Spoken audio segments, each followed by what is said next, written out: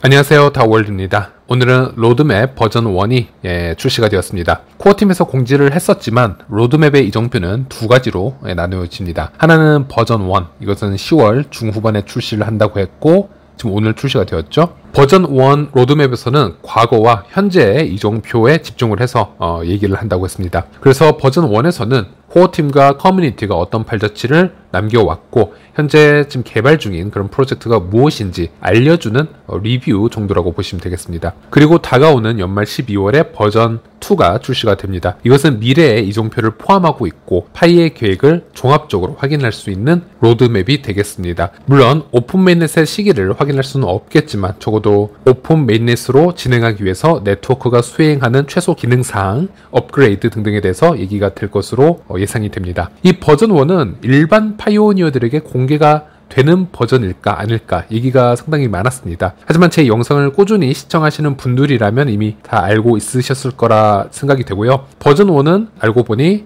일반 파이오니어들에게도 공개가 되는 게 맞다, 이렇게 팩트를 체크를 다시 해드렸고 일단 버전 1에 어떤 내용이 담겨져 있는지 공유를 해드리도록 하겠습니다. 로드맵을 볼 수 있는 링크는 제가 영상 하단 게시판이나 댓글란에 고정을 해 놓도록 하겠습니다. 봐야 할 양이 생각보다 상당히 많기 때문에 이것을 보여드리기 전에 대신 이것을 요약을 한 파이 공식 그래픽 디자이너죠, 이 디안지 이 X 계정에 있는 로드맵 요약 이미지를 잠시 보여드리자면 이렇게 파이 앱과 생태계 관련 플랫폼, 그리고 이 블록체인 관련, 그리고 커뮤니티 관련, 이렇게 크게 네 가지로 분류를 해서 로드맵 버전 1을 출시한 것을 볼 수 있었습니다. 그래서 이 각각의 네 가지 카테고리에 이 하부 요소들이 이렇게 속해져 있고요.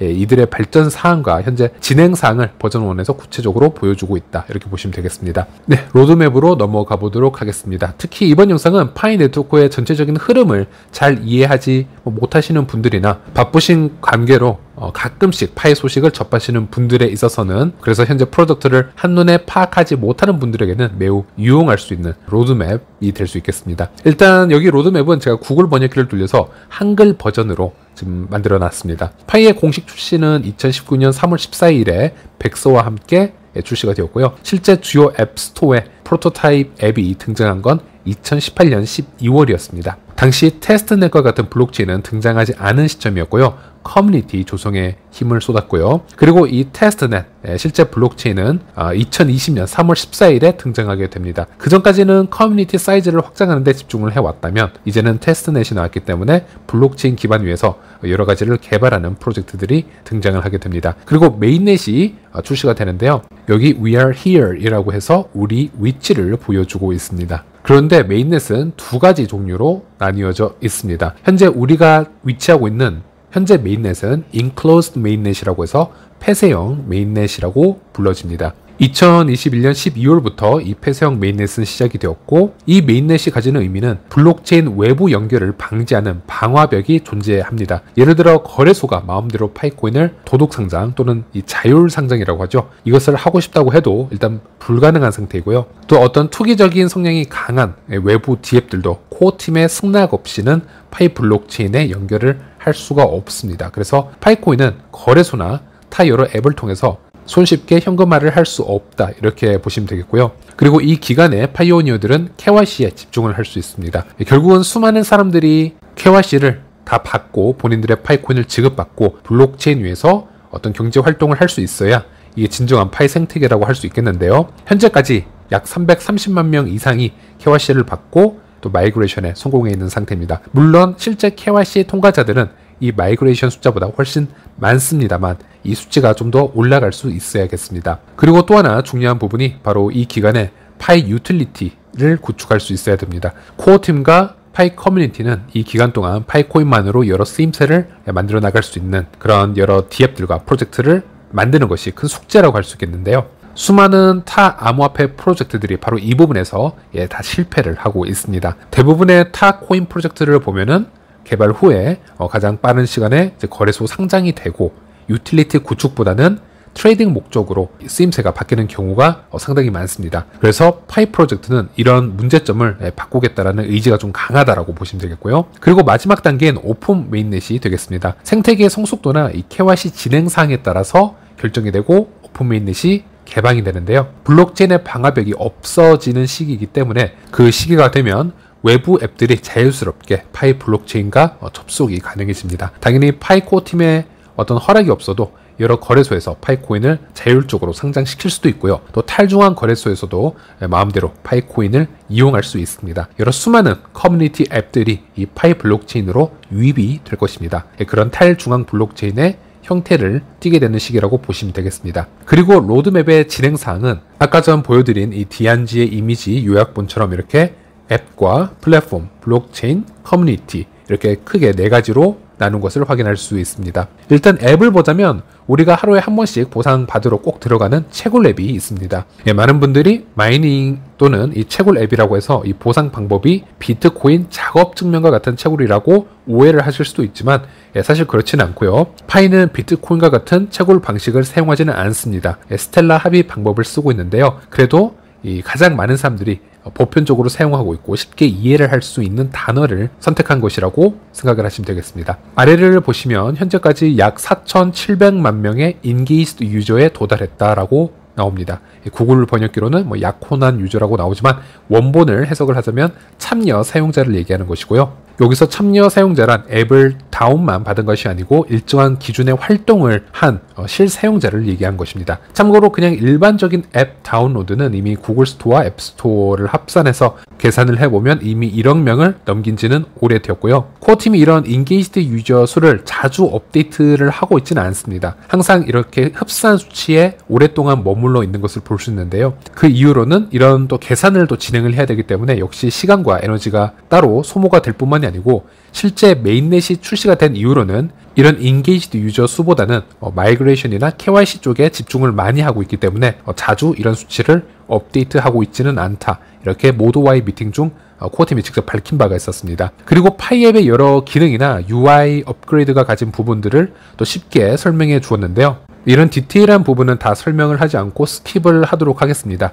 파이앱은 매일 접속을 해서 채굴 버튼을 눌러줘야 하는 그런 장소이기도 하지만 사실 여러 부가 기능이 함께 모여있는 곳이기도 합니다. 현재 본인이 보상받을 코인의 이 락업이라든지 또 보안 서클이라고 해서 파이가 현재 사용하고 있는 이 스텔라 블록체인은 스텔라 합의 알고리즘을 사용하고 있기 때문에 본인이 신뢰하는 유저들의 관계망을 제공하는 이런 중요한 데이터가 모이는 곳이라고도 할 수 있겠습니다. 그래서 4년이 넘는 시간 동안 파이 앱이 계속적으로 변화를 해오고 있었고요. 그리고 파이 채팅 관련 얘기를 잠시 해드리자면요. 원래 파이 채팅은 파이 앱에 속해 있던 하나의 소통창 중 하나였지만 지금은 파이 챗이 파이 앱과 따로 서버가 또 분리되어 마이그레이션이 되었고요. 단독적인 생태계로 진화를 하고 있습니다. 일단 파이 챗의 가장 무서운 점은 전 세계의 유저가 모여 있고 아직도 활발한 참여가 이 챗에서 이루어지고 있다는 것인데요. 즉 이 파이 챗에는 아주 높은 가치가 잠재력이 지금 응집되어 있는 곳이라고 할 수 있겠습니다. 한국인들은 당연히 한국어 챗방에 많이 모여 있으실 것이고요.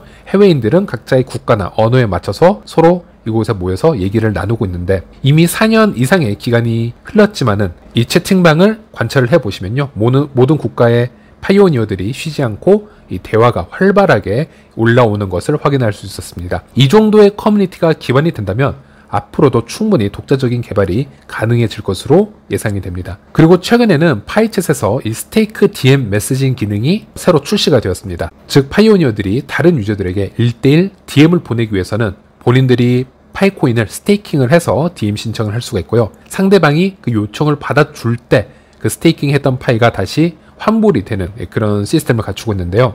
최근에 발표가 되었죠. 그리고 파이어사이드 포럼 앱도 빠뜨릴 수가 없겠습니다. 파이 브라우저에서 바로 접속이 가능한 앱이고요. 파이어 토큰을 기반으로 소셜 플랫폼에 글을 쓰고 이 토큰으로 또 공감을 얻고 또 이 토큰으로 인해서 감점을 받기도 하면서 소셜과 토큰 경제학을 접목한 파이 플랫폼이라고 생각하시면 되겠습니다. 최근에 이 파이어사이드 포럼에서도 여러가지 업데이트가 진행이 되었습니다. 현재는 한정적으로 이미지나 외부 링크를 업로드할 수 있도록 업데이트를 또 해놨고요. 2023년 기준으로 해서 현재까지 약 660만 개 파이어사이드 토큰이 소비가 되었다라고 합니다. 상당히 활발한 활동이 있었다라고 보시면 되겠고요. 네, 그리고 또 빠뜨릴 수 없는 부분이 바로 이 브레인스톰 기능이 되겠는데요. 모든 커뮤니티의 아이디어가 모이는 허브 역할을 하는 곳이다. 이렇게 생각을 하시면 되겠습니다. 실제 수많은 해커톤 참여 앱들이나 여러 개발 앱들이 이 브레인스톰으로 모이게 됩니다. 이렇게 필터를 눌러보시면요. 실제 이 수천 개의 여러 제안과 개발 중인 앱들이 지금 존재하는 것을 볼 수 있습니다. 이런 수치를 보았을 때는 파이가 이 웹 3.0이라는 관점에서 또 보았을 때는 엄청난 잠재력이 있다. 이렇게 저도 감히 평가를 좀 할 수 있겠는데요. 블록체인 생태계에서 이 스마트 컨트랙트를 통해서 디파이 시장과 이 뎁 생태계를 리드하고 있는 이 블록체인이 바로 이더리움이 되겠습니다. 약 3,000개의 뎁들이 이더리움 블록체인 위에서 움직이고 있는데요. 물론 이더리움의 역사도 상당히 긴 편이고 또 스마트 컨트랙트 기능이 가장 먼저 구현이 되어서 개발이 되었기 때문에 현재 이더리움의 3.0은 파이보다 훨씬 앞서가는 것이 팩트라고 할 수 있겠습니다. 하지만 파이는 폐쇄형 메인넷 단계일 뿐이고 아직 스마트 컨트랙트가 구현이 되어 있질 않습니다만 현재도 엄청난 프로젝트들이 제출이 되고 있고 여러 해커톤 이벤트에서 우승을 해서 테스트넷에서 벗어나서 실제 메인넷으로 연결된 앱들도 소수지만 이미 존재하고 있습니다. 이런 개발자들의 집단지성이 지금 모여있는 곳이라고 보시면 되겠습니다. 좀 더 나아가서 예상을 해보면요. 파이가 오픈 메인넷으로 진행이 된다면 현재보다 수배 이상의 관심이 더 집중이 될 수 있을 거라고 봅니다. 현재 폐쇄형 메인넷 상태에서는 개발자들도 어떤 앱을 개발하기 위해서는 비용이 상당히 드는 편인데요. 현재는 어떤 수익화를 할 수 없는 상태이기 때문에 여러 제약사항이 따르게 됩니다. 하지만 오픈 메인넷으로 진행이 된다면 얘기가 달라질 수 있는 부분이고요. 그리고 또 하나는 바로 이 스마트 컨트랙트가 조만간 스텔라에서 이 파이 쪽으로 도입이 될 확률이 매우 높다라는 것입니다. 스텔라가 소로반이라는 매우 뛰어난 성능의 스마트 컨트랙트를 완성을 시켰습니다. 이것은 미래에 이더리움의 스마트 컨트랙트를 충분히 위협할 수 있는 수준입니다. 이더리움은 이 솔리디티라고 하는 이더리움만의 자체 언어로만 개발을 해야 되지만 스텔라의 소로반은 개발자들이 웹 2.0에서 흔히 이용해왔던, 즉 본인들이 선호해왔던 기존의 언어로 충분히 스마트 컨트랙트를 구현할 수 있도록 시스템을 만들어 왔기 때문에 앞으로는 더 폭넓은 기술들이 이 스텔라 블록체인 또 파이 블록체인 위로 올라올 수 있지 않을까 그렇게 예상을 좀 해보고 있고요. 그런 것을 고려했을 때는 웹 3.0의 관점에서 보았을 때는 이런 브레인스톰은 파이 생태계의 심장이라고 표현을 해볼 수도 있겠습니다. 그리고 플랫폼으로 넘어가서 파이 브라우저로 지금 넘어가 보도록 하겠습니다. 파이 브라우저는 파이 탭들의 기본 플랫폼 역할을 할 뿐만이 아니고 KYC 관련, 개발자 포털 관련, 파이 지갑, 파이 챗 등 여러 기능을 통합하고 있는 파이만의 브라우저라고 보시면 되겠습니다. 물론 이 파이 브라우저에서도요, 주소를 입력을 하게 되면 기존의 웹 2.0인 유튜브라든지 다른 포털 사이트도 접속이 가능합니다. 그리고 최근에 생태계 인터페이스가 새롭게 업데이트가 되었습니다. 아래 보라색 단추, 이 테스트넷 생태계를 클릭을 하시면요, 여러 테스트넷에 연결되어서 개발 중인 앱들이 나오게 되는데 기존과 달리 컨셉별로 분류가 지금 되고 있는 것을 확인할 수 있습니다. 코어 팀에게 인증을 받고 메인넷으로 연결이 될 수 있는 앱들은 보라색 인증 마크가 생길 것이고요.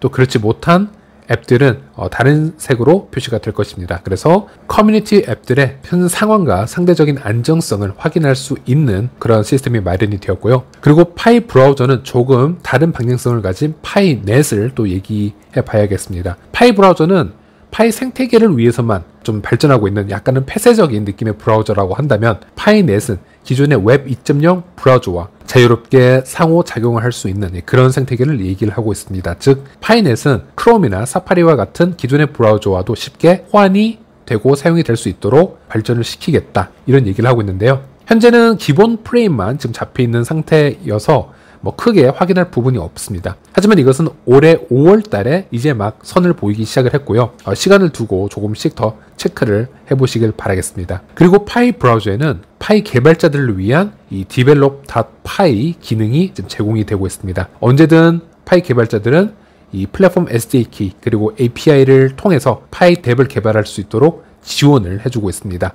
예전 같은 경우는 1년에 한 번 이렇게 파이 해커톤을 또 진행을 했지만 현재는 매월 파이 개발자들을 위해서 해커톤을 진행하고 있을 뿐만이 아니고 또 테스트넷 같은 경우에서는 언제든 진입을 해서 파이 API와 통신이 가능하도록 지금 설정을 해놓은 상태입니다. 그리고 코어팀은 파이 OS를 출시를 하였습니다. 이미 이곳에서 여러 기존의 파이 개발자들이 지금 코드 등을 공유를 해놓은 상태이고요. 또 이곳에서 신규 파이 개발자들은 여러 아이디어를 제공받고 또 개발을 하는데 불필요한 시간과 에너지를 줄일 수 있도록 또 그런 부분을 개발자들 위해서 여러 가지 팁과 코드를 제공하는 것을 확인할 수 있었습니다. 이번에는 블록체인으로 넘어가 보도록 하겠습니다.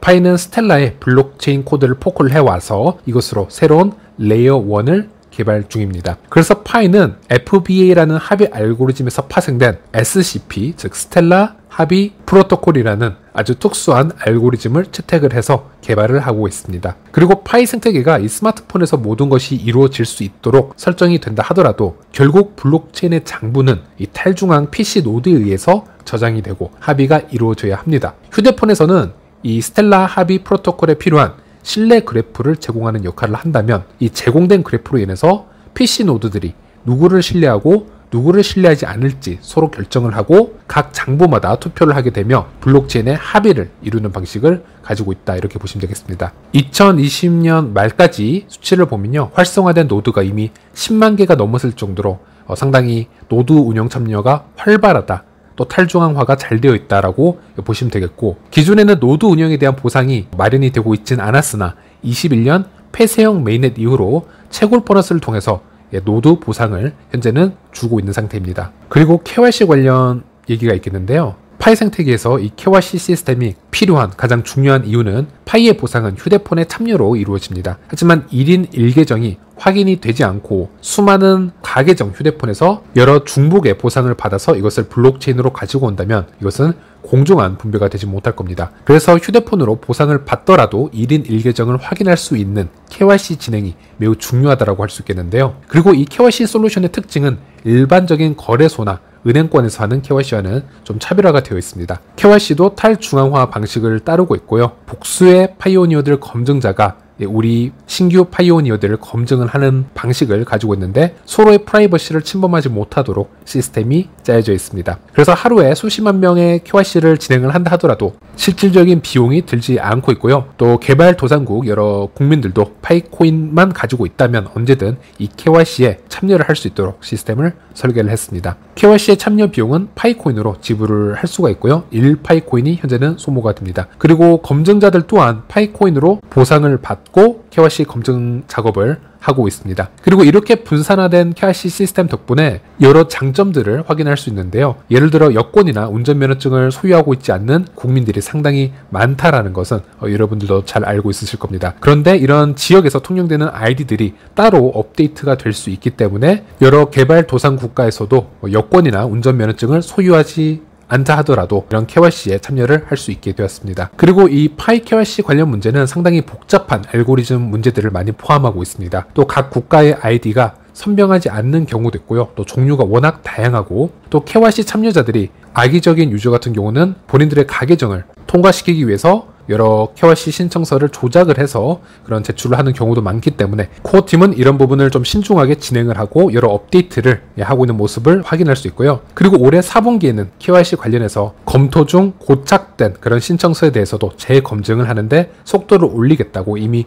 예고를 했기 때문에 이런 부분도 확인을 해보면 될 것 같습니다. 그리고 채굴 보상 공식에 대해서도 잠시 정리를 해드리자면 2019년 3월 14일 출시가 되었을 때는 기본 채굴 속도가 1시간에 약 3.14개로 매우 높은 편이었지만요. 커뮤니티가 10배씩 증가할 때마다 채굴률이 반으로 주는 반감기 시스템을 가지게 되었습니다. 하지만 반감기 시스템은 2022년 3월까지만 적용이 되었고요. 그 이후로는 매월, 예를 들어서 그 전달에 실질적으로 채굴되는 파이코인의 양에 따라서 기본 채굴 속도를 매월 초에 다시 재조정을 하는 방식을 따르고 있습니다. 더 많이 채굴된 달에 그 다음 달에는 채굴률이 비례해서 더 많이 감소하게 되고요. 채굴량이 적은 경우에는 다음 달에 채굴률이 조금만 감소하는 그런 방식이라고 보시면 되겠습니다. 그리고 파이 지갑은 현재 비수탁형 지갑 방식을 따르고 있습니다. BIP39 방식을 따르고 있기 때문에 비트코인의 비수탁형 지갑처럼 비밀 구조를 여러 번만 단독으로 보관하고 있는 그런 방식이라고 보시면 되겠고요. 여기 진행상을 보시면 파이 지갑에서 추가적인 마이그레이션 관련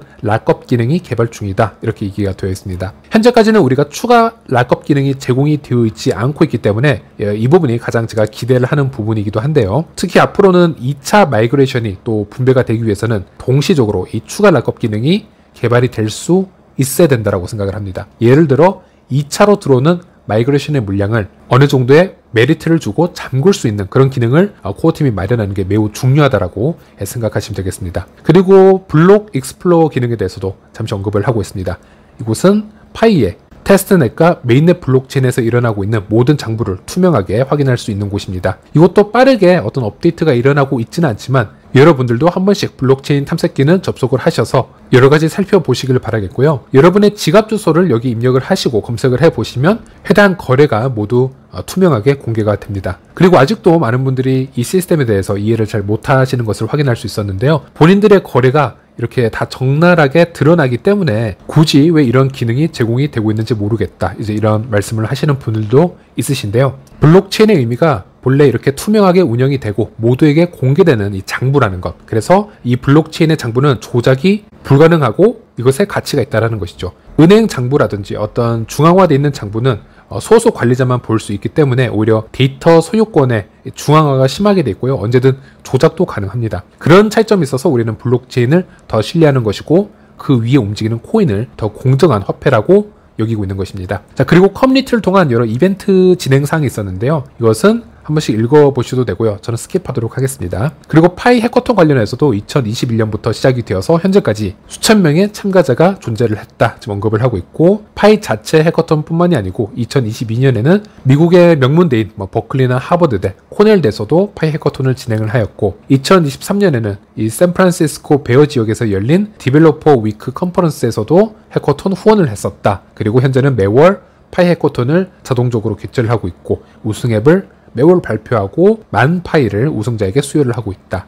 이런 얘기를 하고 있습니다. 그리고 개발자 대사 프로그램이라고 해서 주변에 있는 개발자를 파이 생태계로 유입을 시키고 도움을 주면 1000파이를 보상을 주는 그런 프로그램을 얘기를 하하고 있습니다. 그리고 파이 앱 인큐베이터 프로그램을 또 언급을 하고 있는데요. 이 인큐베이터 프로그램은 총 12주로 이루어진 프로그램입니다. 그래서 앱을 크게 개선할 수 있는 능력과 의지가 있는 그런 프로젝트들을 엄선해서 여러 좀 비용을 지원하고 그 앱들이 메인넷에서 더 효율적으로 운영이 될 수 있는 앱이 될 수 있도록 멘토링을 해주는 프로그램이라고 보시면 되겠습니다. 최근에 이미 여러 개발자들이 이 파이 인큐베이터 시스템에 대해서 X에서 얘기를 하시는 걸 아마 확인하셨을 수도 있을 겁니다. 그리고 마지막으로 파이 파워드 커머스 프로그램이라고 해서 파이코인을 전 세계 지역 경제에 통합할 수 있도록 하는 이런 전략적인 또 프로그램을 소개하고 있습니다. 현재까지 파이는 230개 국가 약 4,700만 명 이상의 유저들이 이 파이코인 생태계에 참여를 하고 있습니다. 파이 개발팀과 커뮤니티가 지속적으로 지금 소통을 해서 좀 더 다양한 곳에서 우리 생활 전반에 파이코인이 사용되고 결제가 될 수 있도록